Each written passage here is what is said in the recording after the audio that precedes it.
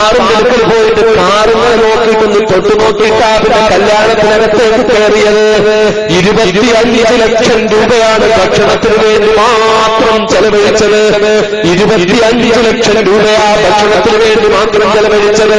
എന്റെ പ്രിയപ്പെട്ട സഹോദരങ്ങൾ അറിയണം, ഈ കല്യാണത്തിന് വേണ്ടി അയാൾ ആഴ്ചകൾക്ക് മുമ്പ് മുതൽ പത്രങ്ങളിൽ പരസ്യം കൊടുക്കാൻ തുടങ്ങി. ഇത്രാതി എന്റെ മോളെ കല്യാണമാ, അന്നത്തെ ദിവസം ഈ ജില്ലയിൽ മഹല്ലുകളിലും വേറൊരു കല്യാണം നടത്തരുതെന്ന് അഭ്യർത്ഥിക്കുന്നു എന്ന് പറഞ്ഞിട്ട് പത്രത്തിൽ പരസ്യം കൊടുക്കുകയുണ്ടായി. ഈ കല്യാണം കണ്ടപ്പോൾ ആ കല്യാണത്തിൽ പങ്കെടുത്ത വേറൊരു കോടീശ്വരന് ഇവിടെ നടന്നതിനേക്കാളും ആരെങ്കിലും ചേഞ്ച് വേണമല്ലോ.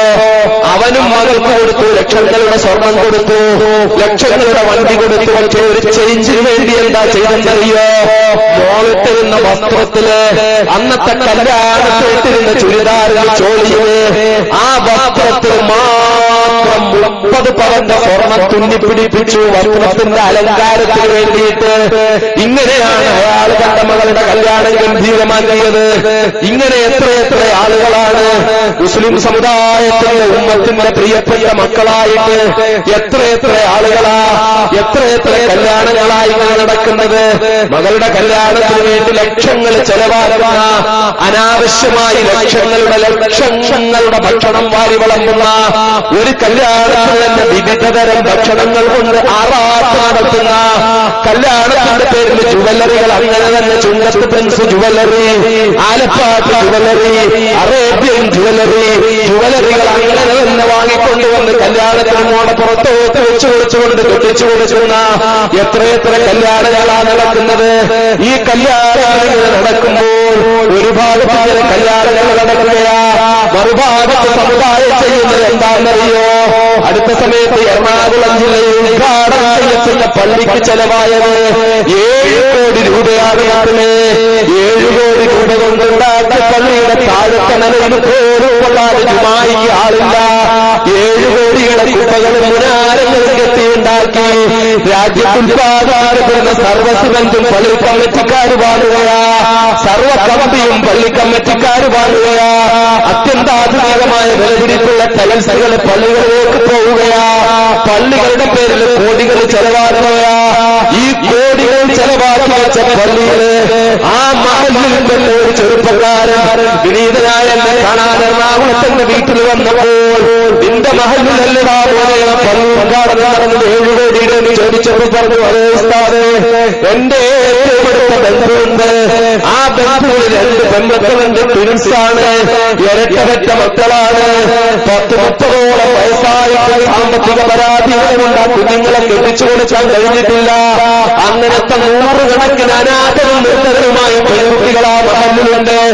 അങ്ങനെ 100 കണക്കിന് അനാഥരും പെൺകുട്ടികളുമായ അനാഥരും നിർദ്ധരുമായ പെൺകുട്ടികളെ മഹല്ലിലെ ചെറ്റക്കൂടകളിൽ വീർപ്പൂട്ടി കഴിയുമ്പോൾ അല്ലാഹുവിന്റെ ഹബീബ് മുഹമ്മദ് മുസ്തഫ സല്ലല്ലാഹു അലൈഹി വസല്ലം തങ്ങൾ ജനിച്ച കാലഘട്ടത്തില് പെൺകുട്ടി പിറക്കുന്നു എന്ന വാർത്ത കേട്ടാല്, പെണ്ണ് പിറന്നു എന്ന് കേട്ടാൽ നാണക്കേട് കൊണ്ട് ഓടി രക്ഷപ്പെട്ടിരുന്ന അറബികള്, കുഴിച്ചിട്ടിട്ട് ആ കുഴിക്കകത്ത് പെൺകുട്ടികളെ കുഴിച്ചു മൂടിയിരുന്ന അറബികള് അവസാനം റസൂലുള്ളാഹി വന്നിട്ട് അല്ലാഹുവിന്റെ ഹബീബ് ലോകത്തോട് പ്രഖ്യാപിച്ച പ്രപഞ്ചത്തിലെ ഏറ്റവും വിലപിടിപ്പുള്ള സ്വത്ത് അത് സ്വാലിഹത്തായ പെണ്ണാണ്.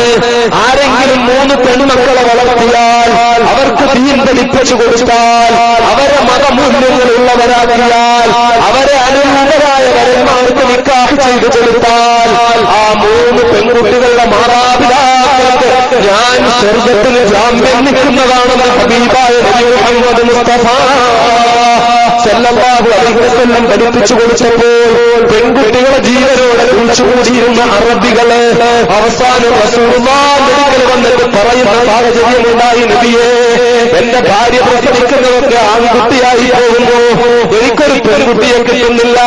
അന്ന് പറഞ്ഞതല്ലേ 3 പെൺകുട്ടികളെ വളർത്തി നന്നായി കല്യാണം കഴിച്ചു കൊടുത്താൽ സ്വർഗം കിട്ടുമെന്ന്. യാ റസൂലല്ലാഹ്, എന്റെ ഭാര്യ 3 പെൺകുട്ടികളെ പ്രസവിക്കാൻ വേണ്ടി അങ്ങ് പ്രാർത്ഥിക്കുമോ എന്ന് റസൂലുള്ളാഹിന്റെ കാര്യം വന്ന് ചോദിച്ച കാലമായി.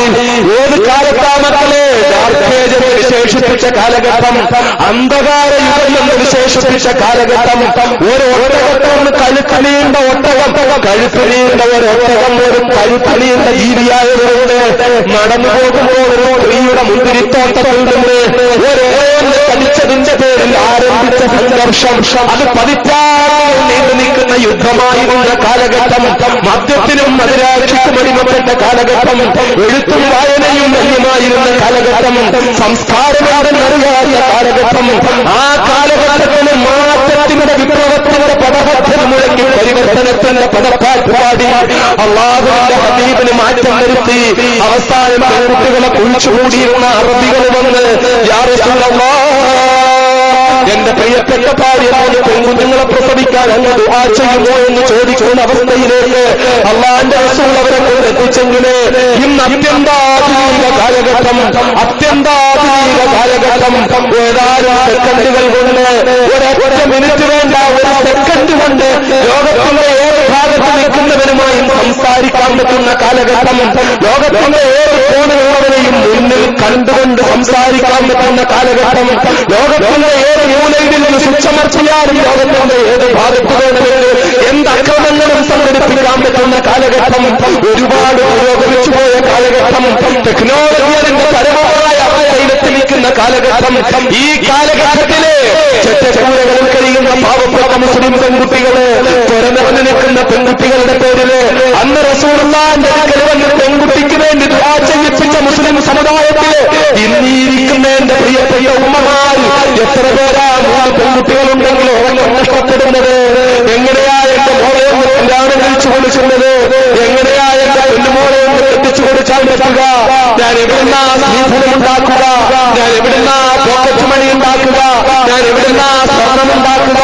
അതിനുശേഷമുള്ള കാര്യങ്ങൾക്ക് ഞാൻ എങ്ങനെയാണ് കാശുണ്ടാക്കുക എന്നോർത്ത് പൊട്ടിക്കരയുന്ന, കണ്ണുനീരൊടുക്കുന്ന, ഉറക്കമില്ലാത്ത രാത്രികൾ കഴിച്ചു കൂട്ടുന്ന പാവപ്പെട്ട മുസ്ലിം സഹോദരിമാര്, അവരുടെ ഭർത്താക്കന്മാര് ആകാശമോശം ഉയർന്നുകൊണ്ട് അമ്പിളിയമ്മാമയോട് നിന്നുകൊണ്ട് മുത്തം കൊടുത്തുകൊണ്ട് അടക്കം പറയുന്ന മുനാരങ്ങളിൽ കുമ്പകളുമുള്ള പള്ളിയുടെ ഭരണകർത്താക്കൾ വന്ന് ചമഞ്ഞിരിക്കുന്ന തമ്പ്രാക്കന്മാരുടെ മുന്നിൽ പോയിട്ട് എന്റെ മോളെ കെട്ടിക്കാൻ എന്തെങ്കിലും ചെയ്യുമോ എന്ന് ചോദിച്ചുകൊണ്ട് വെറ്റപ്പാടിനേറ്റ് 2ാം മരണവരാന്ന് പറഞ്ഞൊരു കത്തെഴുതി കൊടുത്ത് പെൺകുട്ടിയാണെന്ന് സർട്ടിഫിക്കറ്റ് കൊടുത്തു.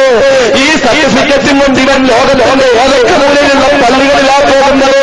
വെള്ളിയാഴ്ച ദിവസം ഓർത്തോടിച്ച് ലക്ഷങ്ങളുടെ മൂത്രപ്പുരയുള്ള പള്ളിയില്, മൂത്രപ്പുരയിൽ അത്യന്താധുനിക ടൈൽസ് ഒട്ടിച്ചിരിക്കുന്ന പള്ളിയില്, കുബ്ബകൾ കെട്ടിയുണ്ടാക്കി കോടികൾ ചെലവാക്കിയ കുബ്ബകളുടെ പള്ളികളില്, മുകളിലത്തെ നില തുറക്കുക പോലും ഒന്നും ചെയ്യാതെ വെള്ളിയാഴ്ച പോലും പൂട്ടിയിട്ടിരിക്കുന്ന പള്ളിയില്, ആ പള്ളിയിൽ വന്നിട്ട് ഈ തോർത്തങ്ങോട്ട് വിരിച്ചിട്ട് ഒരു നാണയത്വത്തിന് വേണ്ടി കാത്തു നിൽക്കുന്ന പാവപ്പെട്ടവൻ, പള്ളിയിൽ നിന്നിറങ്ങി വരുന്ന തമ്പുരാക്കന്മാര്, ലക്ഷാധിപതികളും കോടീശ്വരന്മാരും അവജ്ഞയോട് നോക്കിയിട്ട് പോക്കറ്റിലിരിക്കുന്ന വലിയ നോട്ടിന്റെ കെട്ടെടുത്ത് അതിലെ ഏറ്റവും ചെറിയ നോട്ടെടുത്തിട്ട തോർത്തിലേക്ക് കൊടുത്ത് ഇത് കവന്റെ മുഖത്തേക്ക് ഉച്ചത്തോട് നോക്കിയിട്ട് പോകുമ്പോൾ ഈ പാവപ്പെട്ട പിതാവ് വീട്ടിൽ പിറന്നിറങ്ങി നിൽക്കുന്ന 3-4 പെൺകുട്ടികള്, ആ പെൺകുട്ടികളെ തന്റെ ഗതികേടനുഭവിച്ച ആത്മാഭിമാനം ചിന്തപ്പെടുന്നവരുടെ പെൺകുട്ടിയായ പള്ളിക്ക് മുന്നിൽ നിൽക്കുന്ന ഗതികേടനുഭവിക്കുന്നവർ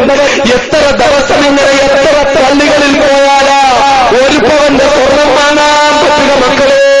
1 പവന്റെ സ്വർണം പോലും വാങ്ങാൻ 100 പള്ളികളിൽ കണ്ടിത്തിരിയേണ്ട അവസ്ഥയുള്ള 10,000-കണക്കിന് പട്ടിണിപ്പാവങ്ങൾ ഈ സമുദായത്തിന്റെ ചെറ്റക്കൂരകളിൽ വെറുതെ കഴിയുമ്പോൾ അവരിൽ പലരുടെയും ചാരിത്രം പോലും വിശപ്പിന്റെ വെളിമൂലം നശിപ്പിക്കപ്പെടുമ്പോൾ സ്വന്തം മോളെ കെട്ടിക്കാൻ വേണ്ടി 1000-2000 പവൻ ചെലവഴിക്കുന്നവരും BMW കാറും അതുല്യമായതും കൊടുക്കുന്നവരും ലക്ഷങ്ങളും കോടികളും പോക്കറ്റ് മണി വാങ്ങുന്നവരും ലക്ഷങ്ങളുടെ വിലയുള്ള സ്വർണ്ണങ്ങൾ വാരി കൊടുക്കുന്നവരും ലക്ഷോപലക്ഷം ചെലവാക്കി ഭക്ഷണം കൊടുക്കുന്നവരും തന്റെ പ്രിയപ്പെട്ട മകളെ ഇങ്ങനെ കെട്ടിച്ചു വിടുമ്പോൾ